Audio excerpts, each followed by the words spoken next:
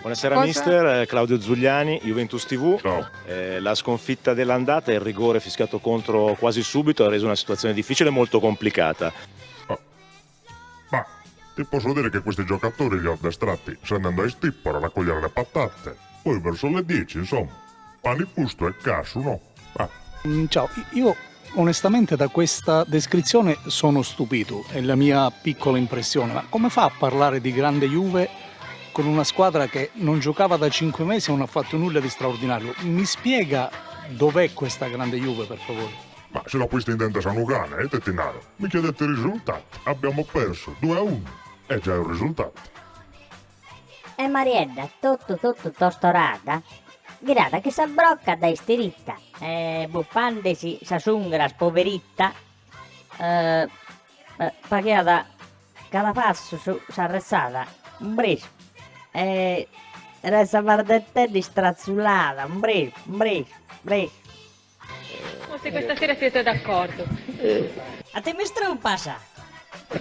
Io mi siedo però Allegri, guarda. Guarda, non ti fa tanto onore, visto la mia storia e la tua storia.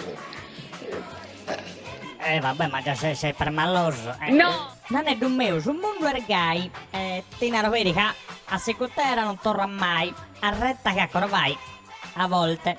Come dede sos popolo, casca anche cane, cascano a meda, tu casurivo e parlate una freda. La domanda di Enrico, partiamo da qui. No, non sono disposto a parlare. Buongiorno mister. Allora, se sapeva che lei non era molto d'accordo a questa cottura della carne, il schidone, e a lei non piace, insomma, c'è stato un problema nella corzola.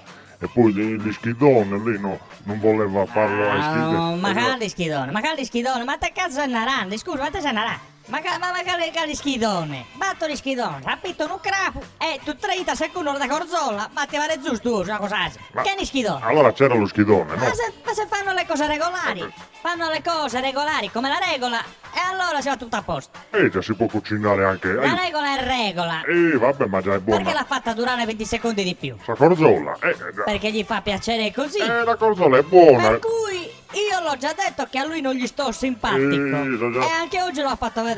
Va, tutto a prostata.